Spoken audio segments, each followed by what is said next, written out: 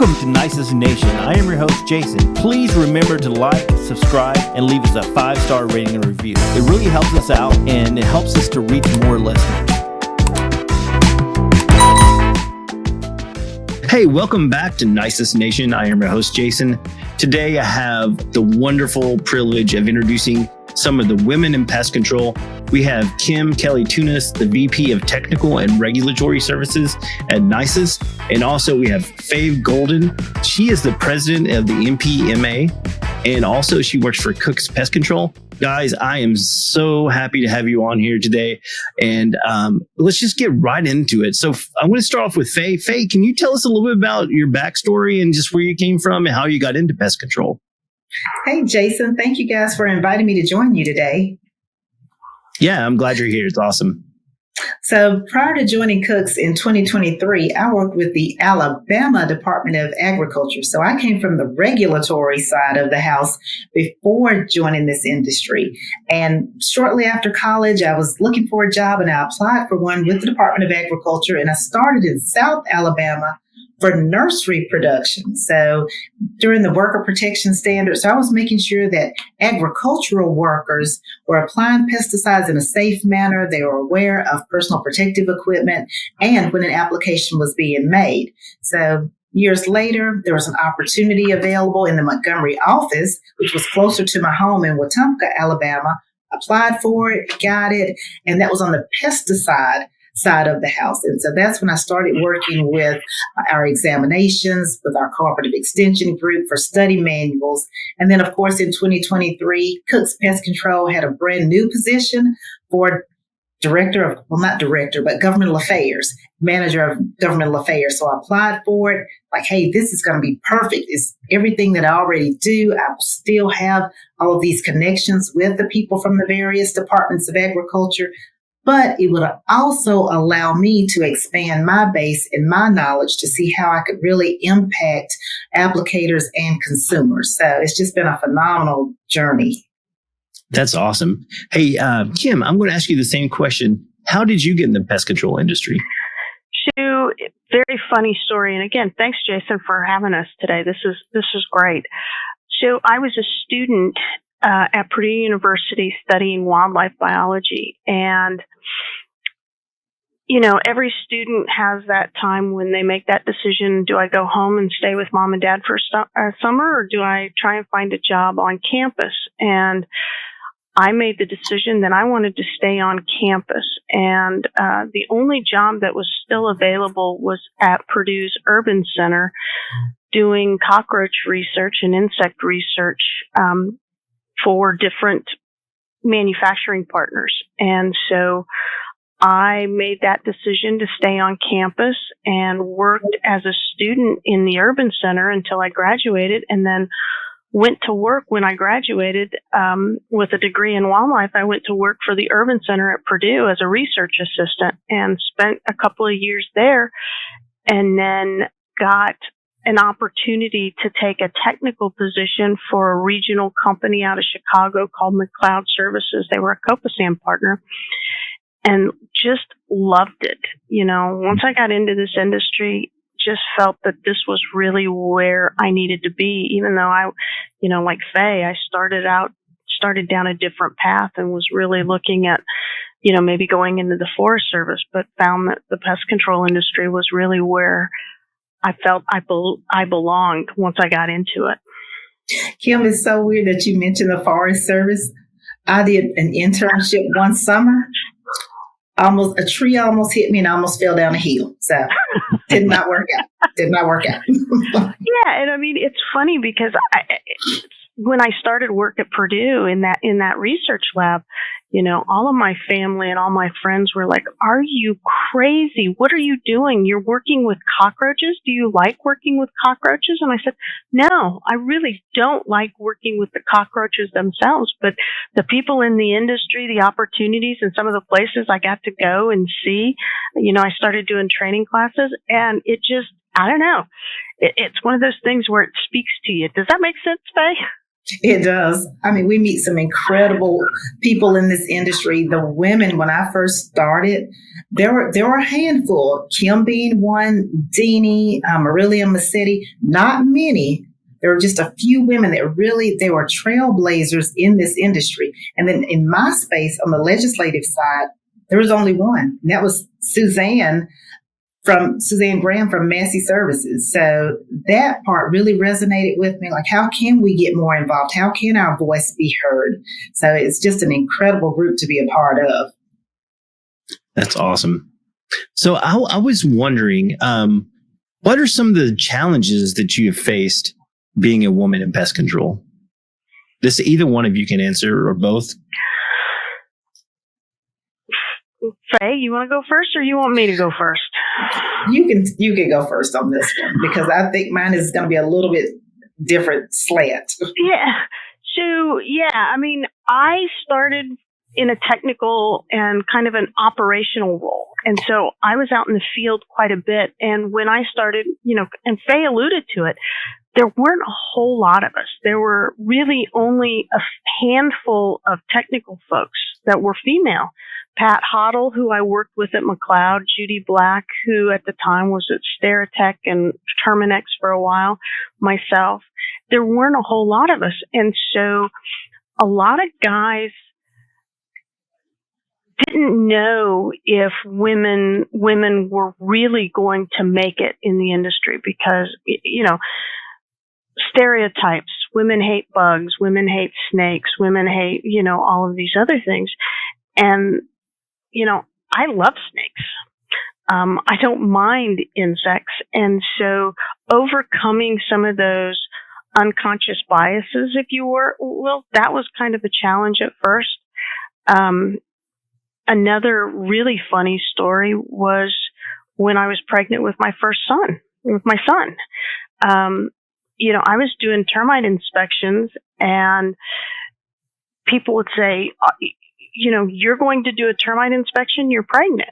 And I said, yeah, as long as I can fit through the door or the opening into the crawl space, I'll continue to do those inspections. And so, overcoming some of that. And I think one of the first times I cried in the industry was the point when I did get too big to fit through a certain crawl space door. And that was a little demoralizing on a couple of different fronts. But otherwise, this is an industry that women thrive in. All the women that I know, they thrive in it, and they find their niche. I mean, it's no different than any other industry. I think it's just overcoming some of those unconscious bias that people have regarding women associated with insects or associated with some of the urban wildlife and so forth.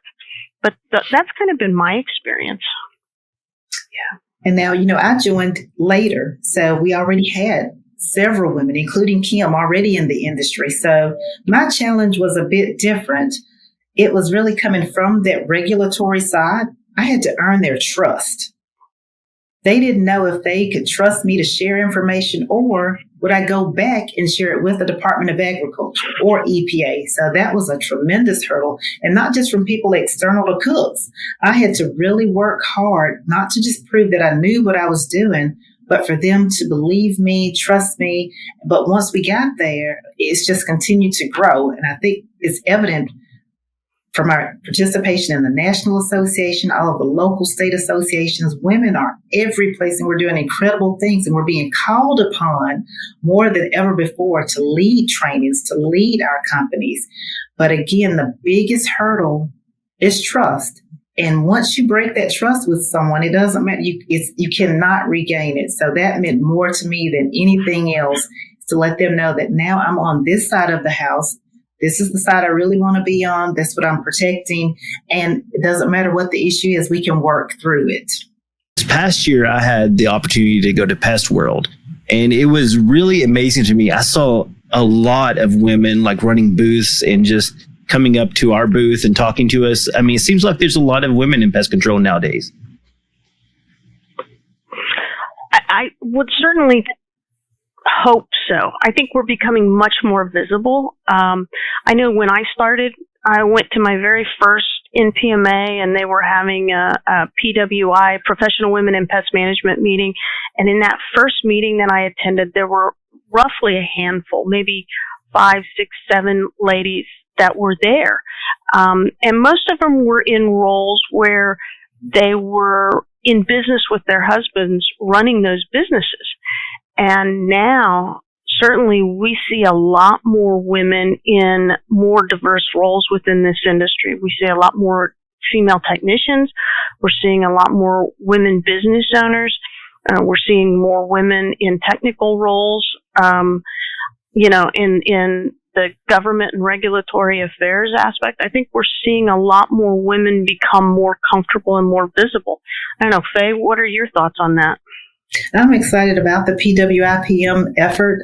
We have seen an increase. We have so many local networks right now that's really inspiring women. So right now, as we continue to look for more people to join our organizations, representation really matters. If they can see people in those roles, being successful in those roles, then we have an interest in it. Working with our high school students, our college students, I think we are attracting more women to this industry.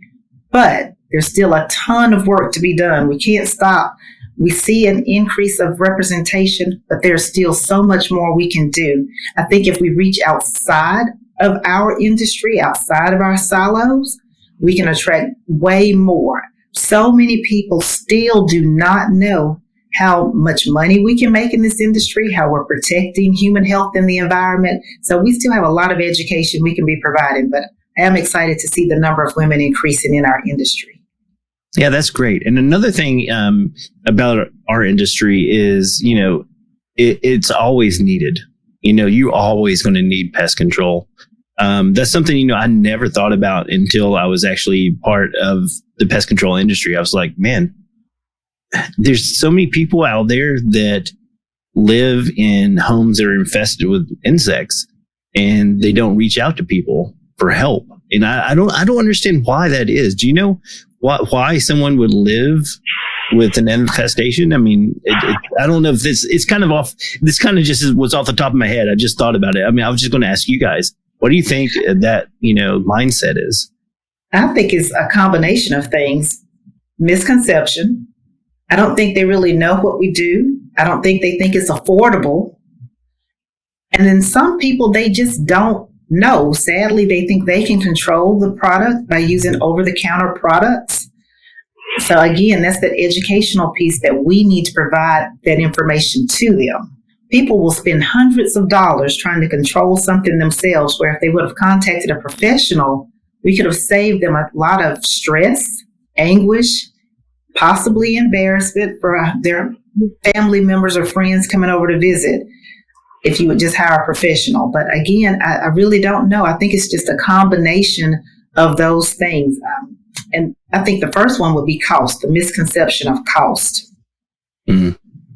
So it's funny that you say that, because it rings so true to me, because before I started at Nisus, even after I started at Nisus, we had a small fly problem at our house. And it was, I didn't know where they were coming from. I tried all of the remedies, over the counter stuff. I tried, you mix Dawn dish soap with like this and that, and you put it on your counter, and they go in and they can't get, nothing would work.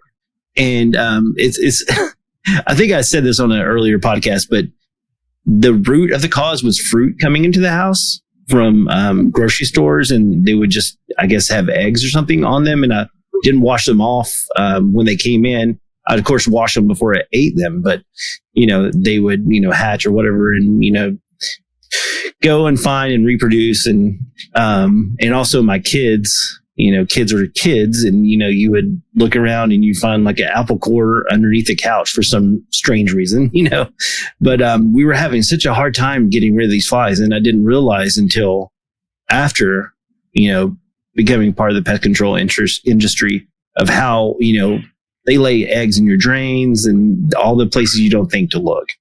And that's, it's so true, because I tried everything, and I didn't call a pest control professional, Well, and Faye hit this. We are protectors of the environment. We are the protectors of public health. And it's not just on the residential side. The homeowners, certainly, that's a big part of our business. But, people forget of the importance we have in our food supply. They forget the importance we have on just general infrastructure. And, I think pest control often is that unsung hero in that, if you think about different things that happen, when was the last food recall, and we've done a great job as an industry of minimizing those food recalls. We've done a great job of minimizing some of those vector-borne disease outbreaks, and people forget about that. To Faye's point, we'll just take care of it ourselves. But there's situations where you just can't do it, and people forget to call, their pest control provider to come out and help them with that. So true.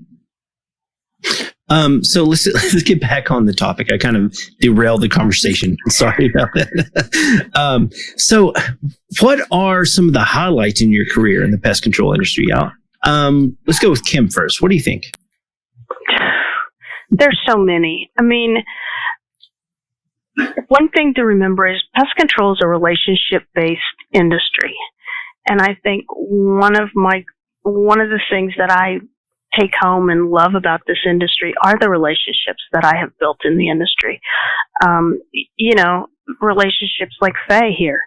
I count a number of people in this industry as some of my closer friends.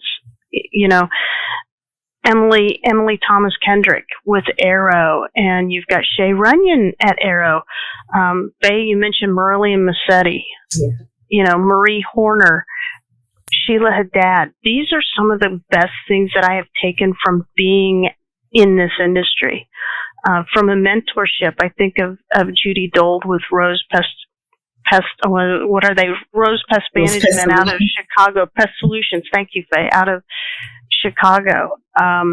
I learned so much from Judy, not necessarily on the professional side, but on the personal side, how to navigate so many challenges I would be facing as a woman in the industry, because she had already faced those.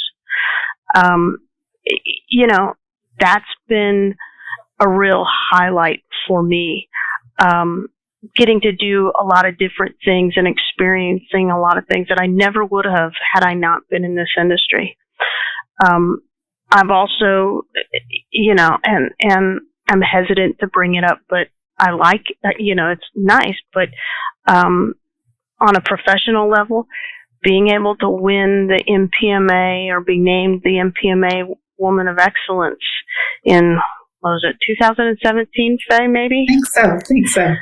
That was a real highlight in my career, being recognized by my colleagues, by people I respect and admire. That's a great thing. And now a great accomplishment is where I'm at with Nisus. I love working for Nisus. After spending 35 plus years on the operations side of the business, it's really nice to be on this side of the business and working with the great team at Nisus. I would certainly consider that to be a real highlight of my career. So, Faye, what about you? Jason, is going to be the exact same thing Kim mentioned. I mean, sadly, this is it right here, the relationship. When I first started, this is one of the ladies I met, and you can't separate me from her. I mean, Kim, Marie, Suzanne. Suzanne and I were just together earlier this week at a rodenticide meeting. The relationships that we build is not just work. I think we've all had a couple of personal challenges. These women have been incredible to reach out to, following a procedure, preparing for a procedure to try to just get you mentally ready and to know that there's a support system out there. Hey, we got you. You don't come across people that sincerely care about you or get oh, this week I'm going to be gone from home all week. And people just checking on you while you're traveling. That means more to me than I could ever imagine. Mentorship, having an opportunity to serve as a mentor for new people entering the industry, that's more rewarding and fulfilling for me than I think anything they could experience, because now a lot of those that I've had a chance to mentor are serving on the NPMA board of directors. Mm-hmm. And that's incredible just to see that growth for them and our association. And then on a personal note, for me, to serve as NPMA president, if you would have told a little young girl from Wetumpka, Alabama, I don't know if you've ever been to Wetumpka or if you can even find it on a map, there is no way I would have ever thought that would be a possibility. And to be able to represent this industry globally from my little small town is just something I would have never imagined. So I am so grateful for this opportunity to serve as president of this incredible organization. And the next thing I want to accomplish that I can't wait, I just feel it, is to continually attract more women to this industry. It's a great career, and that's what I'm proud of, that it's a great career. Hands down, you can provide for your family, you can provide for yourself, whatever you want to do. Travel, like Kim stated, travel to places we had never considered traveling, and it's part of work. So I've really enjoyed it. That's incredible. Also, I was thinking, if you guys had to pick a favorite insect, what would it be? Favorite insect? Yeah. So for me, it's the ant. I love ants. They are an incredible insect. They have these large colonies. They organize. They work for the benefit of the colony, not for the benefit of the individual. They can adapt. They adapt to so many different environments. They adapt to different food availability. I mean, the ant, for me, is just a phenomenal insect. And, I mean, if you think about all the different species of ants that are out there, it's amazing. I had heard at one point that if you took, the biomass of ants and compared it to the biomass of humans, it would be equal. Really? There are just so many different species of ants out there that, they're phenomenal. So that would have to be my favorite. And for me, I guess I would pick the honeybee, because we need the honeybee to pollinate our food crops. So for me, and of course, I think I'm queen bee anyway. So there you go. You are definitely the queen bee, Faye. What kind of actions need to take place to help further the role of women in pest control? Again, Jason, is getting outside of our silo. People don't know about us if we don't advertise. I think PPMA does a great job of connecting consumers with our industry, but we've got to be better cheerleaders for what we do. We need to make sure we're on those high school and college campuses. We need to, every meeting we can go and shout about the National Pest Management Association, structural pest control. That's what we need to be doing. Again, no one is a better cheerleader for the work that we do than us. And we don't need someone else telling our story with these sitcoms where they have maybe an image of a pest control operator, which is not always in the most positive light. Yeah. We need to be telling our story and making sure people know how we really protect them and their biggest investment daily. Mm-hmm. What about you, Kim? Yeah. I have to echo what you said. Funny story, right? And it's not necessarily with regards to women, and Faye knows this. So when I entered the industry, I will tell you that my family was very skeptical. What are you thinking? Why do you want to be in pest control? You don't want to do that. You can make more money here. You can do more things in this industry, what have you. I have 2 family members now that are part of this industry. Faye, please don't smile. You know it creeps me out. But I have a younger brother who is on the regulatory side that's in this industry. And unfortunately, he and Faye interact quite frequently, and they are very good friends. Yeah. And he works for the Indiana State Chemist, and he loves it. Absolutely loves it. I also have a cousin who works for Florida Pest Control, which is a rent-to-kill Terminex company out of Gainesville. Shout out to Derek. How you doing, buddy? But he's been in the industry now for 15 years, I suspect. And again, because this is a wonderful industry, and it is overcoming some of those stereotypes and those unconscious biases and getting the word out. And the same, it's not just with women, but also with other men in the industry, but certainly with women. Talking to, there are a ton of women who are in entomology degrees at the various universities. It's working with them and talking to them about what opportunities are out there for them. We just have to do a much better job of outreach, to Faye's point, and show that you can make a living here. It's a great living, and you get some wonderful friends out of it. I mean, I wouldn't trade this for the world. Yeah, Completely agree, Kim. Yeah. I've made so many friends just in the short time I've been here. I mean, Kim, I consider her my friend. We, chit chat when she's in the office and stuff, and it's just great. So I have a question. Growing up, there was always the classic Cook's commercial on TV and on the radio. You would always hear that jingle. Looky, looky, looky. Here comes Cookie. What happened to that? Pest control. It's still out there. It's still there. We I haven't still heard have it in that. years. What? We're going to make sure to send you one, Jason, but we still use it. That is it. Every time I pull up, people sing it to me because we have a little logo on the side of the door at a drive-through. People sing it to me. They love that jingle. And Cook's has a great museum if you ever get a chance to visit.